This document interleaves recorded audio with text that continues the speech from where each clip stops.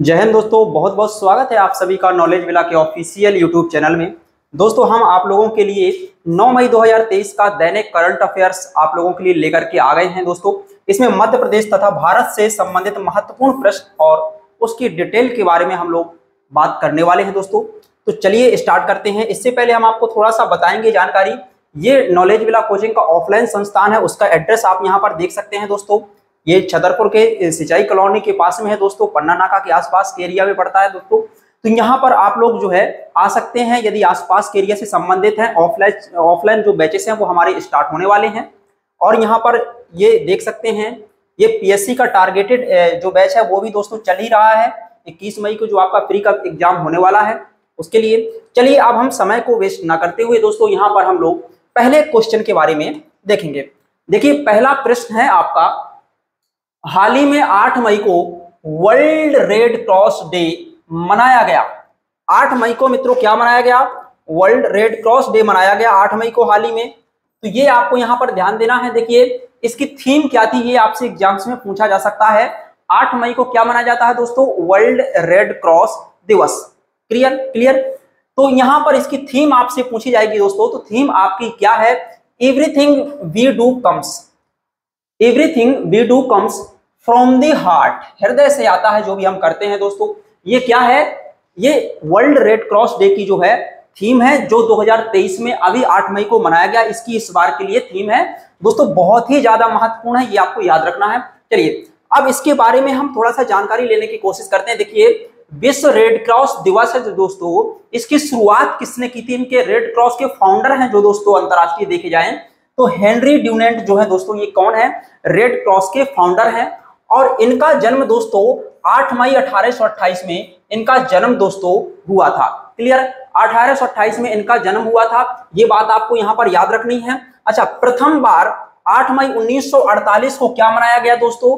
प्रथम बार 8 मई 1948 को red cross दिवस जो है आपका ये मनाया गया। ये भी आपको मित्रों यहाँ पर याद रखना है। क्लियर, 1948 को। क्लियर, ये बात भी मित्रों याद रखना है। अच्छा, 1989 में इसे विश्व रेड क्रॉस और रेड क्रूसेंट के रूप में दोस्तों यहां पर मनाया गया। 1989 में 1989 में ये बात भी मित्रों आपको जो है याद रखनी है। अच्छा, हेनरी ड्यूनेंट जो है मित्रों, ये पहला इन्हें शांति का नोबेल पुरस्कार मिला था 1901 में। क्लियर, 1901 में दोस्तों शांति का नोबेल पुरस्कार जो दिया गया था, प्रथम बार शांति का जो नोबेल पुरस्कार मिला वो किसको मिला था दोस्तों?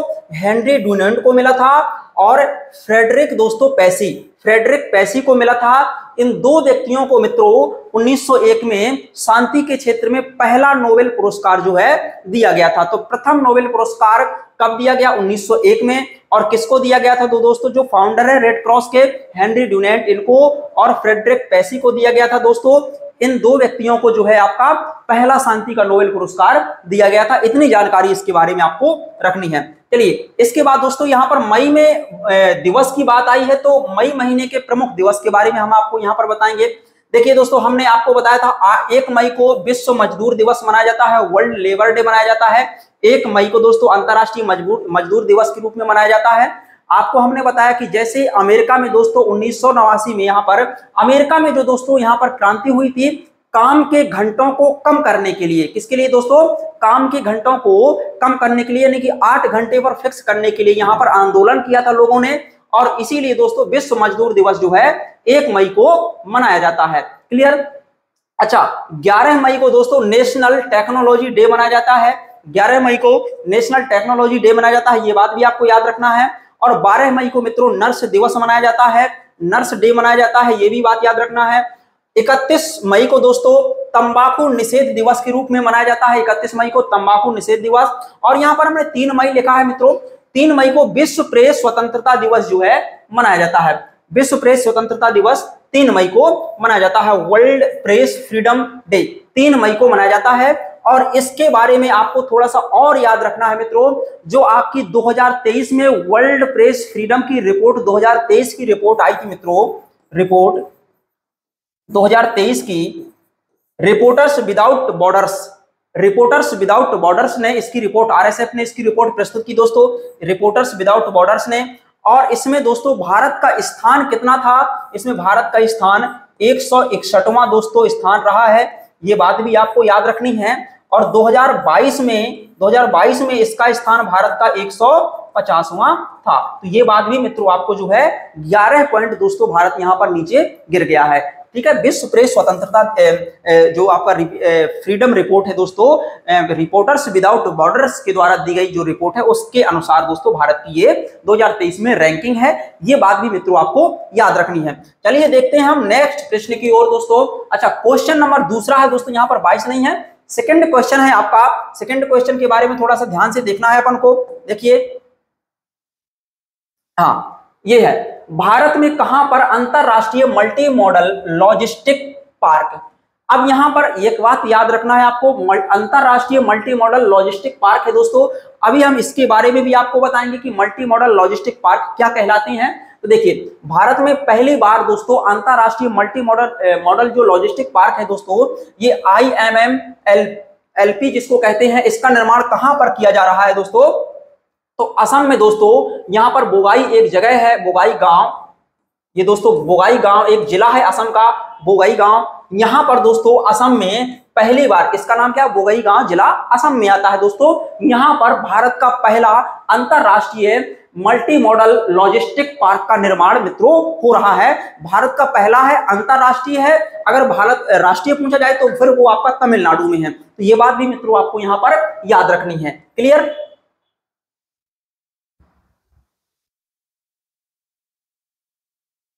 अच्छा, इसके बाद थोड़ा सा और आपको यहां पर देखना है, ये जो मल्टी मॉडल लॉजिस्टिक पार्क होते हैं दोस्तों, ये इसका उद्देश्य क्या होता है, आखिर ये किस लिए, क्योंकि उद्देश्य जब तक नहीं बताएंगे तो आप इनके बारे में नहीं समझ पाएंगे कि आखिर ये मल्टी मॉडल लॉजिस्टिक पार्क जो है ये है क्या। पहले देख लीजिए यहां पर मित्रों, लॉजिस्टिक पार्क जो है इसकी फोटो आप देख सकते हैं, ये है आपका लॉजिस्टिक पार्क, ये आप इसकी फोटो देख सकते हैं यहां पर। ये देखिए, यहां पर थोड़ा सा आपको अगर ब्लर दिख रहा हो तो लॉजिस्टिक पार्क आप गूगल में सर्च करके भी देख सकते हैं। एक प्रकार से दोस्तों सामान होता है, जो लॉजिस्टिक का मतलब होता है दोस्तों जो सामान ढोने के लिए जो जहां पर सामान को रखा जाता है ना, तो एक ऐसा पार्क विकसित किया जाएगा दोस्तों जिससे कि लागत, जो आयात निर्यात की लागत है वो कम हो जाए। यहां पर एकत्रित किया जाएगा पूरा का पूरा जितना भी हम एक्सपोर्ट करने वाला सामान होता है। तो ये ऐसा दोस्तों भारत में पहली बार जो है ये कहां पर बन रहा है मित्रों, ये पहली बार बन रहा है आपका असम के बोगाई गांव में, ये जिला है असम का, है ना। तो ये देश का पहला है, ये बात भी आपको याद रखनी है। उद्देश्य क्या है, माल की ढुलाई को केंद्रीकृत करना, एक ही जगह पर करना, तथा लॉजिस्टिक लागत को इसकी कम करना, मतलब आयात निर्यात की लागत को कम करना, कि जैसे हम सामान को एक स्थान से दूसरे स्थान पर ट्रांसपोर्ट कर रहे हैं तो ट्रांसपोर्ट का जो खर्च आता है उसको कम करना, यह क्या है इसका, इन लॉजिस्टिक पार्क का उद्देश्य होता है। क्लियर? ये बात भी आपको याद रखनी है। अच्छा,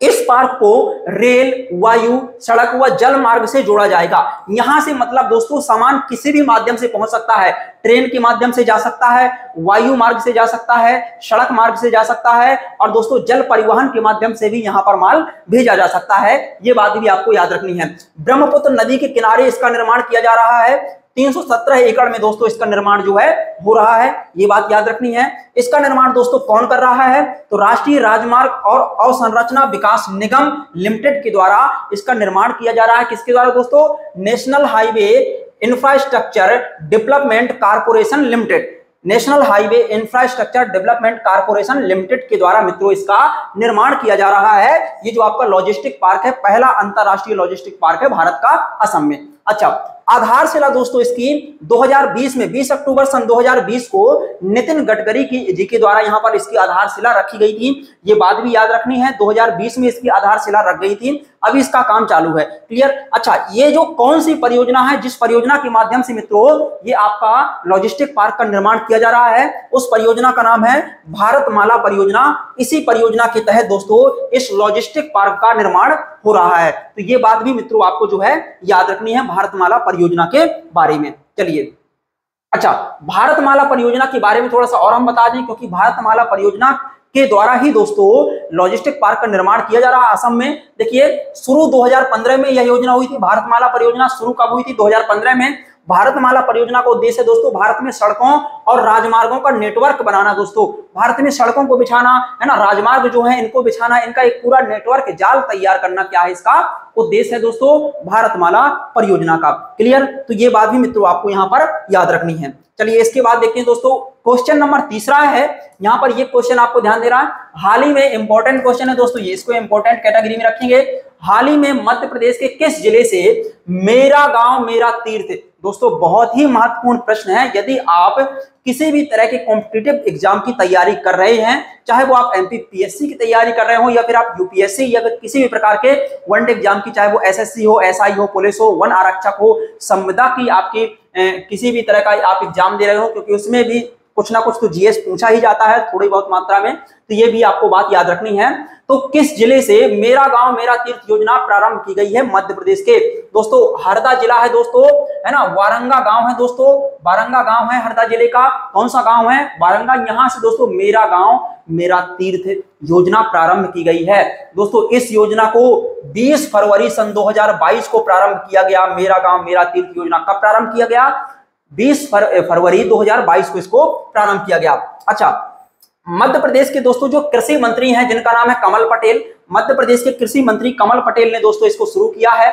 किसने शुरू किया मित्रों? कमल पटेल, जो कि मध्य प्रदेश के कृषि मंत्री हैं, और एक्चुअल में इनका गांव ही है, गृह गांव है वारंगा, इसलिए इन्होंने यहीं से शुरू किया है, हरदा जिले के वारंगा गांव से इसको शुरू किया है दोस्तों। किसको? मेरा गांव मेरा तीर्थ योजना। और इसका उद्देश्य क्या है दोस्तों? गांवों को नशा मुक्त बनाना। जो ये गांव है इसको नशा मुक्त बनाया जाएगा, यहाँ पर जो भी मादक पदार्थ हैं इन पर प्रतिबंध लगाया जाएगा, और इसके अलावा सामाजिक समरसता दोस्तों स्थापित की जाएगी, आपसी भाईचारा जो है इसका भाव उत्पन्न किया जाएगा। तो इस चीज को बढ़ावा देना क्या है, इस योजना का उद्देश्य है मेरा गांव मेरा तीर्थ योजना। क्लियर, चलिए और देखते हैं इसके बारे में। हाँ, अब देखिए दोस्तों मध्य प्रदेश की योजना की हमने बात की है, तो मध्य प्रदेश से संबंधित महत्वपूर्ण योजनाओं के बारे में एक नजर हम यहाँ पर देखेंगे। देखिए दोस्तों ये एक योजना है 19 अप्रैल 2022 को दोस्तों लॉन्च हुई थी, मध्य प्रदेश तीर्थ दर्शन योजना। तीर्थ दर्शन योजना कब हुई थी लॉन्च दोस्तों?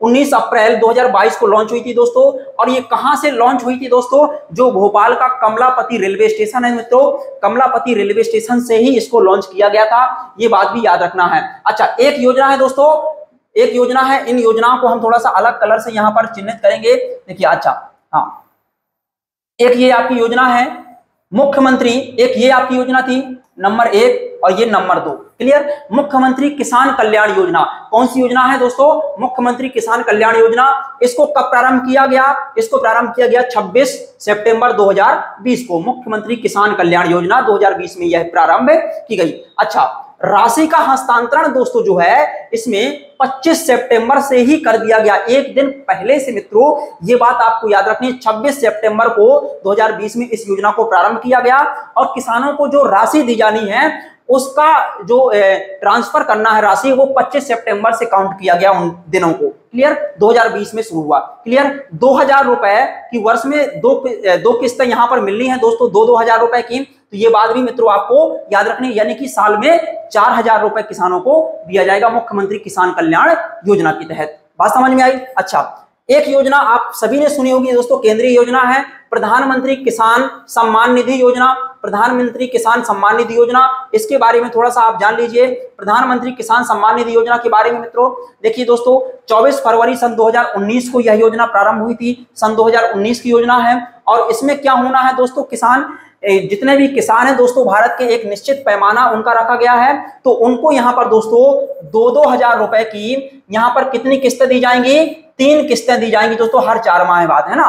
तो 3 दूनी यहाँ पर 6000 रुपए जो है यहाँ पर किसानों को दिया जाएगा एक साल में। क्लियर, तो 6000 रुपए यहाँ पर दिया जाएगा। इस योजना में आपका 4000 एक साल में मिलेगा, इसमें 6000 एक साल में। क्लियर। अच्छा, मुख्यमंत्री आवासीय, यहाँ पर देखिए फिर एक योजना है आपकी, हाँ, मुख्यमंत्री आवासीय भू अधिकार योजना। कौन सी योजना है दोस्तों?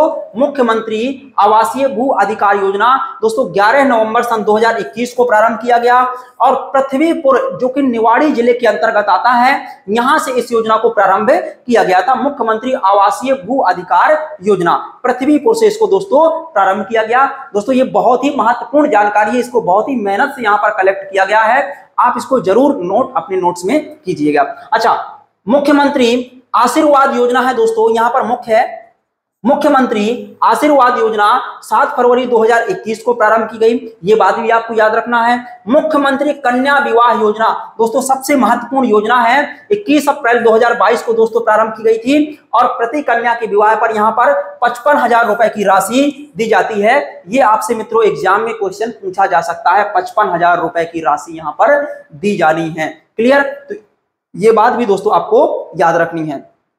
चलिए अब इसके आगे देखते हैं। अच्छा, क्वेश्चन नंबर 4 है, बहुत ही महत्वपूर्ण प्रश्न है दोस्तों, इसके बारे में थोड़ा सा आपको ध्यान देना है, इंपॉर्टेंट कैटेगरी में रखेंगे इसको भी। क्वेश्चन 4 है जो दोस्तों आपका, हाल ही में मध्य प्रदेश के किस जिले में जल मंदिर योजना, देखिए दोस्तों फिर से एक आपकी योजना आ गई और उस योजना का नाम है मित्रों जल मंदिर योजना, यानी कि वाटर टेम्पल स्कीम। इसको क्या कहते हैं दोस्तों? वाटर टेम्पल स्कीम है और इसकी शुरुआत जो है दोस्तों कब की, कहां से की गई थी? मध्य प्रदेश में। तो दोस्तों इसका सही उत्तर है मध्य प्रदेश के बुरहानपुर जिले से इसकी शुरुआत 30 जनवरी सन 2023 से इसकी शुरुआत की गई थी। 30 जनवरी सन 2023 से मित्रों इसकी शुरुआत यहां पर की गई थी, ये बात भी आपको याद रखनी है। अच्छा, बुरहानपुर के बारे में एक इंपॉर्टेंट फैक्ट है, इसको भी याद रखिए, बहुत से एग्जाम्स में पूछा जा सकता है आप लोगों के। इसका जो है यहां पर देखिए, बुरहानपुर मध्य प्रदेश का एक ऐसा जिला है जो कि भारत का पहला जिला है 100% जल युक्त जिला। क्लियर? 100% यहां पर नल जल जो योजना है दोस्तों उसके तहत 100% मतलब टोटल ऑल इंडिया में देखा जाए दोस्तों तो 100% जल युक्त जिला है, ये भी याद रखना है। जल युक्त है दोस्तों, जल मुक्त नहीं है, ये बात याद रखना। क्लियर? अच्छा, अगर राज्य पूछा जाए दोस्तों, हर घर हर जल योजना के अंतर्गत जो 100% आया वो राज्य है आपका, राज्य में आ जाएगा आपका गोवा। और भारत का जिला कौन सा है दोस्तों? भारत का जिला कौन सा है? पहला जिला, तो वो जिला आ जाएगा आपका कौन सा? बुरहानपुर। ये बात भी आपको याद रखना है। क्लियर? तो ये जल मंदिर योजना जो है दोस्तों, अब इसके बारे में देखिए, ये जल मंदिर योजना बुरहानपुर से स्टार्ट की गई है, ये भी आपको यहां पर याद रखना है। देखिए उद्देश्य क्या है दोस्तों, जल मंदिर मतलब कि जो भी लोगों के मकान बने हैं रूफ के टॉप पर क्या करना है, वाटर हार्वेस्टिंग करते हुए दोस्तों जल का संरक्षण करना है, और ऐसे मकान को क्या कहा जाएगा दोस्तों? जल मंदिर कहा जाएगा। तो ये सिंपल सी योजना है, इसके बारे में रूफ टॉप में दोस्तों वाटर का संरक्षण करना है, ये बात है, इसके बारे में आपको याद रखना है। क्लियर? तो इतनी बातें आपको इसके बारे में याद रखनी है। अब थोड़ा सा और इससे संबंधित कुछ चीजें हैं। हाँ, अगला प्रश्न आपका यहां पर आ गया। क्लियर? अगला क्वेश्चन है, हाल ही में अंतरराष्ट्रीय धार्मिक स्वतंत्रता रिपोर्ट। अब देखिए दोस्तों यहां पर पॉलिटी की भी कुछ बातें करेंगे क्योंकि धार्मिक स्वतंत्रता की बात आ गई है। क्लियर? और रिपोर्ट आई है 2023, ये किसने जारी की है? तो इन कुछ और रिपोर्ट के बारे में भी देखेंगे। हालांकि पहली बात तो इसका हम यहां पर देख लेंगे, है ना, इसका, हाँ, इसका उत्तर जरूर अपन देखेंगे। पहली बात तो इसकी रिपोर्ट के बारे में देख लीजिए, रिपोर्ट कौन सी संस्था ने जारी की है, तो उस संस्था का नाम क्या है? ये है दोस्तों, ये पूरी संस्था है, यहां पर देखिए। अच्छा, ये संस्था हम यहां पर पूरी इसको लाइन से भरेंगे। क्लियर? देखिए ये है आपकी ये संस्था है USCIRF। इसका पूरा नाम क्या है दोस्तों? ये अमेरिका की कंपनी है, ये भी बात याद रखना है, अमेरिका की कंपनी है, अमेरिकी कंपनी है। यूनाइटेड स्टेट, इसलिए इसमें स्टार्ट में लिखा हुआ है शुरुआत में, United state commission on international religious freedom, United US commission on international religious freedom. ठीक है, अंतरराष्ट्रीय जो धार्मिक स्वतंत्रता है इस पर एक संस्था है यूएस की, है ना, तो यूनाइटेड स्टेट की। तो ये बात आपको याद रखनी है। इसके द्वारा दोस्तों धार्मिक स्वतंत्रता रिपोर्ट जारी की जाती है 2023 में दोस्तों, इसको इसी ने जारी किया। और इस रिपोर्ट को दोस्तों सबसे बड़ी ताज्जुब की बात यह है कि भारत ने इस रिपोर्ट को खारिज कर दिया है, क्योंकि दोस्तों भारत को इसने कंट्री ऑफ पर्टिकुलर कंसर्न के रूप में, CPC के रूप में दोस्तों, कंट्री ऑफ पर्टिकुलर कंसर्न में विशेष चिंता वाले देशों, इनको कहते हैं हिंदी में विशेष चिंता वाले देश, इसमें दोस्तों भारत को शामिल कर दिया इसने। इतनी हिम्मत देखिए, भारत क्योंकि संविधान में देखिए मौलिक अधिकारों में ही लोगों के लिखा है कि धार्मिक स्वतंत्रता, आर्टिकल 25 से देखेंगे 28 तक, तो धार्मिक स्वतंत्रता के बारे में मित्रों यहां पर बताया गया है, पूरे अधिकार यहां पर दिए गए हैं। और जिसने संविधान बनने के बाद ही दोस्तों जो धर्मनिरपेक्ष चीज है इसको अपना लिया दोस्तों, भारत एक पूरी तरह से धर्मनिरपेक्ष कंट्री है, संविधान में यह बात लिखी हुई है। तो ऐसे देशों को दोस्तों पाकिस्तान के साथ में तुलना कर दी, कंट्री ऑफ पर्टिकुलर कंसर्न में इसको डाल दिया, तो इसलिए भारत ने इस रिपोर्ट को कोई वैल्यू नहीं दी है, इसकी कोई इज्जत नहीं की है मित्रों, याद रखना। क्लियर। अच्छा, यूएसए की यह संस्था है, ये तो हमने आपको जस्ट बता ही दिया। अच्छा, इसका उद्देश्य क्या है? देश विदेशों में धर्म की स्वतंत्रता की स्थिति देखना, देश में नहीं दोस्तों, ये बात तो याद रखना। ये जो अमेरिका की संस्था है मित्रों, ये विदेशों में धर्म की स्वतंत्रता को देखता है। अमेरिका खुद अपने देश में नहीं देखता है कि काले और गोरे को लेकर के कितना मतभेद, कितना बवाल उनके यहाँ खुद से ही उत्पन्न होता रहता है। वो भारत पर और इसके साथ साथ में कई अदर कंट्री पर ये संस्था बना करके नजर रखवाता है ना, कि विदेशों में धर्म की स्वतंत्रता की स्थिति को देखना कि कौन सा देश धार्मिक मामले में कितना फ्री है, कितनी वहां पर धार्मिक स्वतंत्रता है, रिलीजियस फ्रीडम कितनी है वहां पर। ये चीज दोस्तों जो है अमेरिका, ये इस संस्था के माध्यम से काउंटिंग करवाता है। रिपोर्ट दोस्तों विशेष चिंता वाले देशों में दोस्तों सीपीसी यानी कि कंट्री ऑफ पर्टिकुलर कंसर्न में देखिए अफगानिस्तान को रखा है, म्यांमार को रखा है, क्यूबा को रखा है दोस्तों, भारत को रखा है, ईरान को रखा है, रूस को रखा है दोस्तों, यहाँ पर चीन को भी रखा है ना, पाकिस्तान को भी रखा। आज देखिए दोस्तों, पाकिस्तान जिस सूची में शामिल है, कम से कम थोड़ा तो इज्जत करो आप, भारत को उस सूची में तो शामिल ना करो। पाकिस्तान तो स्वयं कहता है कि हमारा धर्म है, स्पेशल धर्म है उसका। भारत का तो अभी तक कोई स्पेशल धर्म नहीं है, भारत जो है एक धर्मनिरपेक्ष देश है। ये बात मित्रों आपको यहां पर याद रखनी है। अच्छा, इसके बारे में थोड़ा सा हम कुछ चीजें और बताएंगे मित्रों। यहां पर देखिए, हाँ, इसके बारे में कुछ चीजें हम आपको और थोड़ा सा बताने वाले हैं। यहां पर आप 25 से लेकर के 28 तक का जो आर्टिकल है मित्रों, आर्टिकल 25 से लेकर 28 तक अनुच्छेद है यहां पर। इसके बारे में बताइए कौन सी स्वतंत्रता है मित्रों, यहां पर धर्म की स्वतंत्रता है यहां पर आर्टिकल 25 से 28 तक। अगर आपसे कोई पूछे आर्टिकल 25 में क्या है, तो आप क्या बताएंगे? आर्टिकल 25 में क्या है? पूरे में तो क्या है? धर्म की स्वतंत्रता का अधिकार, यानी कि धार्मिक स्वतंत्रता का अधिकार, राइट टू फ्रीडम। क्लियर। तो राइट टू रिलीजियस फ्रीडम, यहां पर ये बात है। लेकिन आर्टिकल 25 में देखा जाए तो अंतःकरण की स्वतंत्रता है, अपने धर्म का प्रचार प्रसार करने की स्वतंत्रता है। ये बात यहां पर धर्म को अपने मानने की स्वतंत्रता है। आर्टिकल 25 में ये बातें लिखी हुई हैं। हम धर्म के जितने भी चीजें हैं उनको हम फॉलो कर सकते हैं। जैसे दोस्तों कि सिख धर्म है दोस्तों, उसका कृपाण धारण करना एक धार्मिक अधिकार है आर्टिकल 25 के तहत। तो दोस्तों जो आपके जो सिख धर्म से संबंधित जितने भी मीटिंग्स होती हैं, जितनी भी बैठकें होती हैं, सम्मेलन आयोजित कराए जाते हैं, उनके वहां पर कृपाण लेकर के चलना उनका धार्मिक अधिकार है, इसलिए उस पर प्रतिबंध नहीं लगाया जाता है। हालांकि कोई व्यक्ति अगर कट्टा बंदूक लेकर के जाता है, सम्मेलनों में उपस्थित होता है, तो उस पर प्रतिबंध है, ये उसके अधिकारों में नहीं आता। क्योंकि आर्टिकल 19 में कहा गया है, जो आपको स्वतंत्रताएं दी गई हैं 19 में, उसमें बताया गया है कि शांतिपूर्वक सम्मेलन में और निरायुध सम्मेलन करने का अधिकार है। यहाँ पर आर्टिकल 19 में यह बात लिखी हुई है। तो इसलिए शांतिपूर्वक होगा, बिना युद्ध किए, बिना कोई हथियार लिए। लेकिन दोस्तों ये कटार लेकर के आते हैं अपनी, है ना, तो इसलिए क्योंकि आर्टिकल 25 इनको आजादी देता है। तो ये बात भी आपको यहाँ पर याद रखना है। क्लियर। अच्छा, यहां से अगर ये रिपोर्ट 2023 में प्रस्तुत की, भारत को सीपीसी की कैटेगरी में रखा, ये बात भी आपको याद रखनी है। अच्छा, अगर हम आपसे पूछें दोस्तों कि वर्ल्ड फ्रीडम इंडेक्स जो है, आप बताइए फ्रीडम इंडेक्स जो है मित्रों, फ्रीडम इंडेक्स में आप यहां पर बताइए, थोड़ा सा यहां पर हम जगह बना करके यहां पर आपको समझाएंगे। फ्रीडम इंडेक्स, सॉरी फ्रीडम नहीं है, हैप्पीनेस इंडेक्स।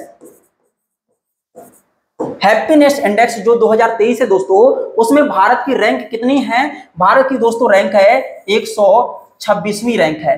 भारत की 126वीं, 137 देशों में से यहाँ पर 126 नंबर की भारत की रैंक है हैप्पीनेस इंडेक्स में। ये बात भी आपको याद रखनी है। अगर आपसे कोई पूछे, हमने जैसे कि पहले क्वेश्चन में आपको शुरुआत में ही बता दिया था कि भारत की एक और है प्रेस फ्रीडम के मामले में दोस्तों, प्रेस फ्रीडम के मामले में भारत की कितनी रैंक आई है इस बार 2023 में? तो भारत की 161वीं रैंक है। 22 में कितनी थी? 150वीं रैंक थी। Press freedom, reporters without borders के द्वारा यह रिपोर्ट प्रस्तुत की जाती है। ये बात भी आपको दोस्तों याद रखना है। तो दोस्तों हमने यहाँ पर 5 प्रश्नों के बारे में काफी डिटेल के साथ में जानकारी ली है दोस्तों, और हम इस वीडियो में इतना ही देखेंगे दोस्तों। जल्दी ही मिलते हैं नेक्स्ट वीडियो में। तब तक के लिए दोस्तों आप सभी का बहुत बहुत आभार और धन्यवाद।